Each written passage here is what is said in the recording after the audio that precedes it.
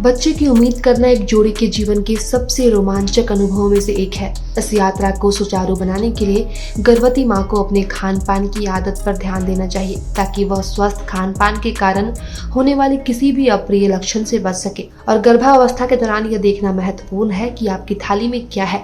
Pregnancy के दौरान अपनी डाइट पर नजर रखना बहुत जरूरी है। सर्दियों में ऐसे कई खाने की चीजें उपलब्ध हैं जो हमें अद्भुत पोषक तत्व दे सकते हैं। जब आप गर्भवती होती हैं तो संतुलित आहार का सेवन करने की सलाह दी जाती है, जिसमें सभी बुनियादी 5 चीजें जैसे अनाज, दाल, फल, सब्जियां, दूध के प्रोडक्ट्स और फैट्स शामिल हो।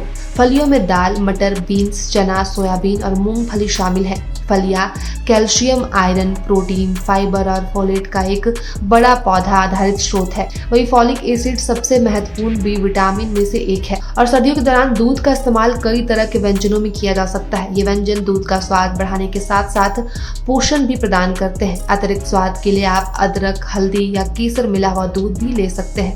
और इस मौसम में शरीर को कुछ पोषक तत्वों की जरूरत होती है जो मौसमी सब्जियों में मौजूद होते हैं। अपने आहार में सहजन, रतालू, शकरकंद, चुकंदर, पालक, चौलाई का साग, मेथी, सरसों और सरसों की पत्तियां शामिल करें। और गर्भवती होने पर इन सब्जियों को शामिल करने से कई स्वास्थ्य लाभ मिलते हैं। गर्भवती होने पर शरीर की आयरन को अवशोषित करने की क्षमता में सुधार करने के लिए विटामिन सी से भरपूर भोजन करने की सलाह दी जाती है। ये फल कैलोरी में कम है और एंटीऑक्सीडेंट और फोलेट का एक अद्भुत स्रोत है। संतरा, मौसमी, सेब, खुबानी, अमरूद और करौंदा शीतकालीन फलों के कुछ उदाहरण है। अखरोट, अलसी के बीज और चिया बीज जैसे खाद्य पदार्थों में ओमेगा 3 फैटी एसिड पाया जाता है, जो बच्चे के तंत्रिका विकास में सहायता करता है।